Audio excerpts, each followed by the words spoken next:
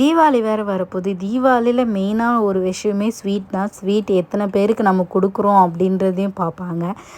எத்தனை ஸ்வீட்டு நீங்கள் செய்கிறீங்க அப்படின்றதையும் பார்ப்பாங்க. நம்ம 5 நிமிஷத்தில் செய்கிற மாதிரி ஸ்வீட் இருந்தால் யார் தான் செய்ய மாட்டோம்? அவ்வளோ ஈஸியாக இருக்கும்.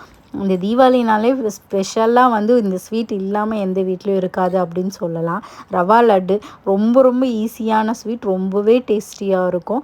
ஃபர்ஸ்ட் அதை நான் எப்படி செய்யறதுன்னு பார்க்கலாம் வாங்க. 1 ஸ்பூன் நெய் எடுத்து அதை முந்திரி திராட்சை நல்லா வறுத்து எடுத்துக்கோங்க. ஒரு பாத்திரத்தில் கொட்டிடுங்க.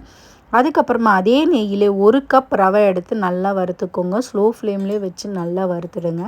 வறுத்துட்டு அதே பாத்திரத்திலே கொட்டிட்டு 1 கப் ரவைக்கு நான் 3/4 கப் சர்க்கரை, அது கூட 2 ஏலக்காய் போட்டு நல்லா மிக்ஸி ஜாரில் ஃபைன் பவுடரை அரைச்சி வச்சுட்டேன். அதையும் இதில் போட்டுட்டு சூடான பாலை போட்டுட்டு நல்லா மிக்ஸ் பண்ணுங்கள். நிறைய பால் ஊற்றிடக்கூடாது, கொஞ்சம் கொஞ்சமாக ஊற்றி பாருங்கள். நல்லா டைட்டான கன்சிஸ்டன்சிக்கு வரணும். நல்லா அழுத்தி பிடிச்சி ரவா லட்டை பிடிங்க. அப்போ தான் ரவா லட்டு உடையாமல் இருக்கும். நம்ம அழுத்தி பிடிக்கும் போது தான் ரவா லட்டு நல்லா சூப்பரான ஷேப்க்கு வரும். ரொம்பவே டேஸ்டியாக இருக்கும். இந்த தீபாவளிக்கு ரவா லட்டு இல்லாமல் சாமி கும்பிடவே கூடாது. ரொம்பவே நல்லாயிருக்கும். எப்படி இருக்குன்னு சொல்லுங்கள். பாய்.